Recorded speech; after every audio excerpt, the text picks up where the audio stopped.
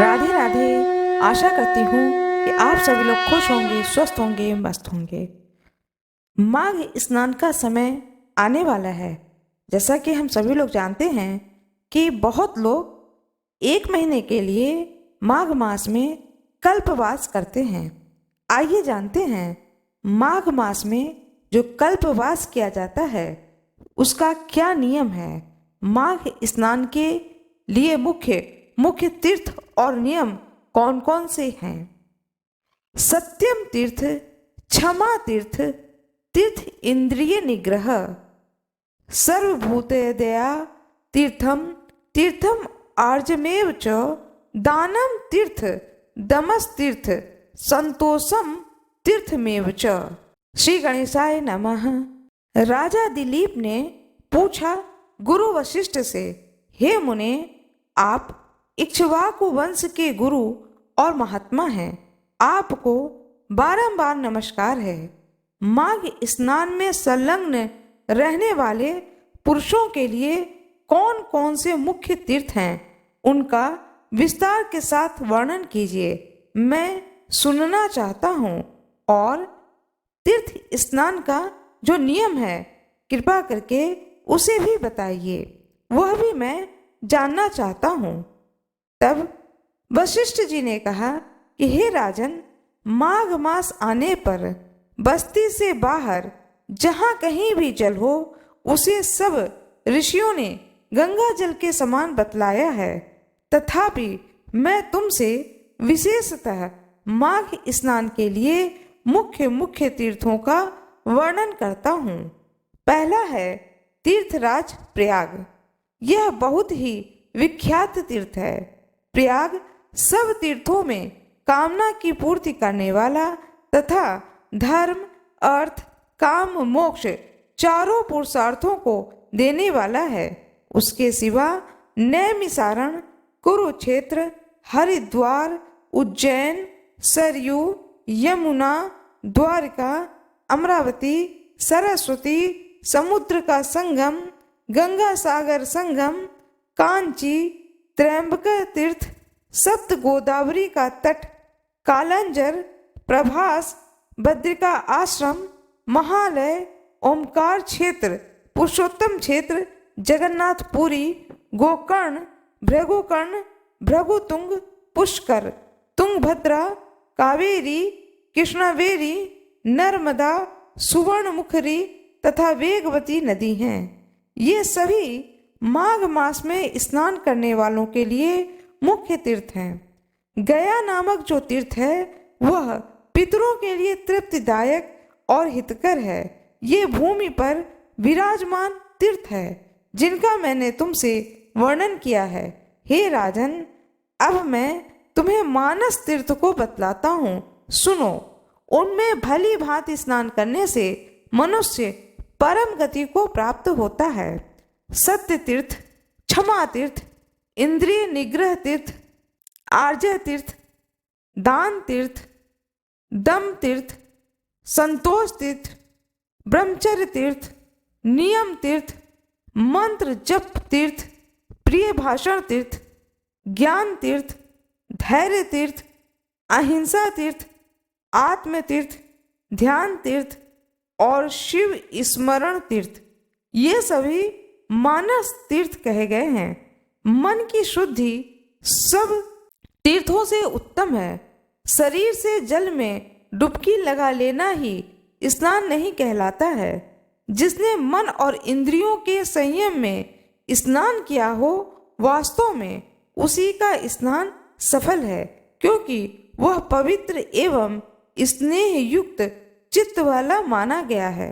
जो लोभी, चुगलखोर, क्रूर, दंभी, विषय लोलुप है, वह संपूर्ण तीर्थों में स्नान करके भी पापी और मलिन ही बना रहता है। केवल शरीर के मैल छुड़ाने से मनुष्य जो है वह निर्मल नहीं होता है। मन की मैल धुलने पर ही वह अत्यंत निर्मल होता है। जलचर और जीव जल में ही जन्म लेते हैं और उसी में मर जाते हैं, किंतु इससे वे स्वर्ग में नहीं जाते हैं, क्योंकि उनके मन की मैल जो है वह नहीं धुलती है। विषयों में जो अत्यंत आसक्ति होती है उसी को मानसिक मल कहते हैं। विषयों की ओर से वैराग्य हो जाना ही मन की निर्मलता कहलाती है। दान, यज्ञ, तपस्या, जप, बाहर भीतर की शुद्धि और शास्त्र ज्ञान भी तीर्थ ही है। यदि अंतःकरण का भाव निर्मल हो तो ये सब के सब तीर्थ ही हैं। जिसने इंद्रिय समुदाय को काबू में कर लिया वह मनुष्य जहाँ जहाँ निवास करता है वहीं वहीं उसके लिए कुरुक्षेत्र, नैमिसारण और पुष्कर आदि तीर्थ प्रस्तुत हो जाते हैं। जो ज्ञान से पवित्र है, ध्यान रूपी जल से परिपूर्ण है और राग द्वेष रूपी मल को भी धो देने वाला है, ऐसे मानस तीर्थ में जो स्नान करता है वह परम गति को प्राप्त होता है। हे राजन, यह मैंने तुम्हें मानस तीर्थ के लक्षण बतलाए हैं। अब भूतल के तीर्थों की पवित्रता का कारण सुनो। जैसे शरीर के कुछ भाग परम पवित्र माने गए हैं, उसी प्रकार पृथ्वी के भी कुछ स्थान अत्यंत पुण्यमय माने गए हैं। भूमि के अद्भुत प्रभाव, जल की शक्ति, मुनियों के अनुग्रह पूर्वक निवास से तीर्थों को पवित्र बताया गया है। इसलिए भौम और मानस सभी तीर्थों में जो नित्य स्नान करता है वह परम गति को प्राप्त होता है। जिस स्थान पर ऋषि लोग यज्ञ करते हैं, तप करते हैं, अग्निष्ठ होम करते हैं, जप करते हैं, वह भाग पृथ्वी का अद्भुत हो जाता है। प्रचुर दक्षिणा वाले अग्निष्ठ होम आदि यज्ञों से यजन करके भी मनुष्य उस फल को नहीं पाता है जो उसे तीर्थों में जाने से प्राप्त होता है। जिसके दोनों हाथ, दोनों पैर और मन भली भांति काबू में हो जाए, जो विद्या, तप और कीर्ति से संपन्न हो, वह तीर्थ के फल का भागी होता है।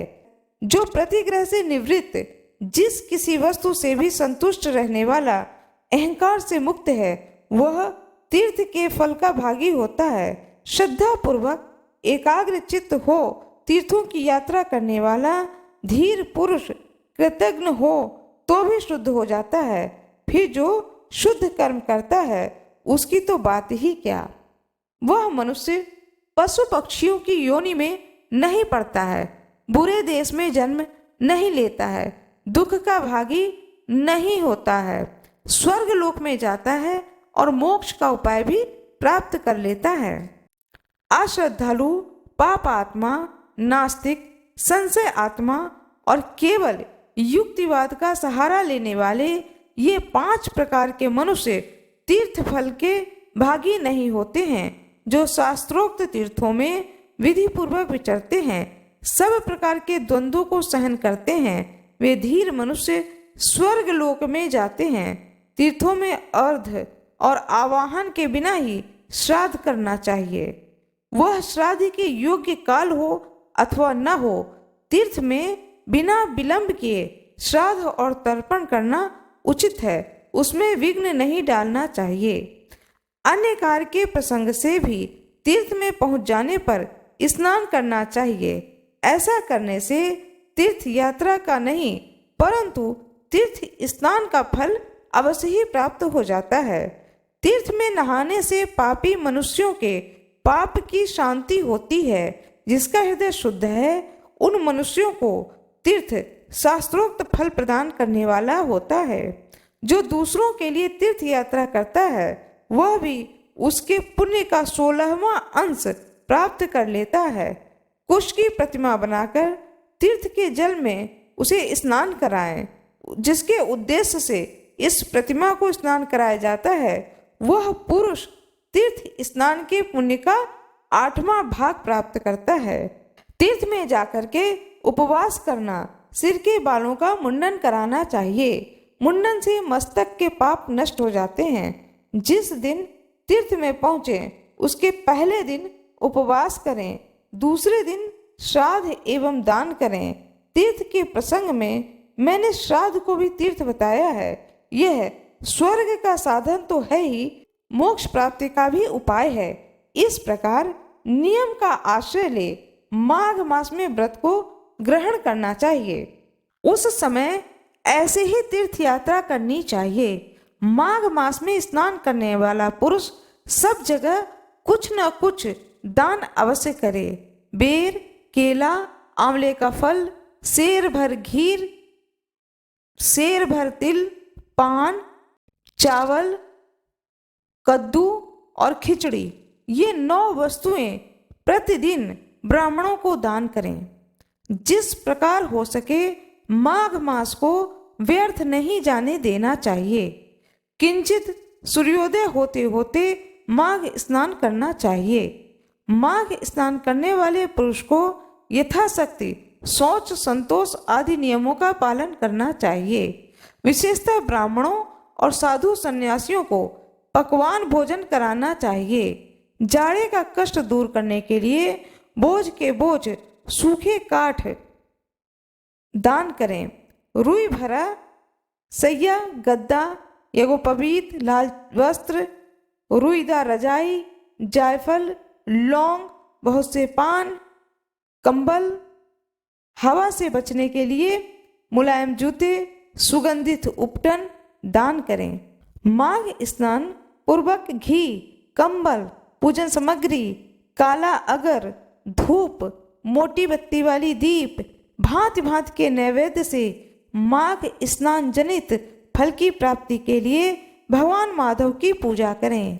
माघ मास में डुबकी लगाने से सारे दोष नष्ट हो जाते हैं और अनेकों जन्मों के उपार्जित संपूर्ण महाफल तत्काल विलीन हो जाते हैं और अनेकों जन्मों के उपार्जित संपूर्ण महापाप तत्काल विलीन हो जाते हैं।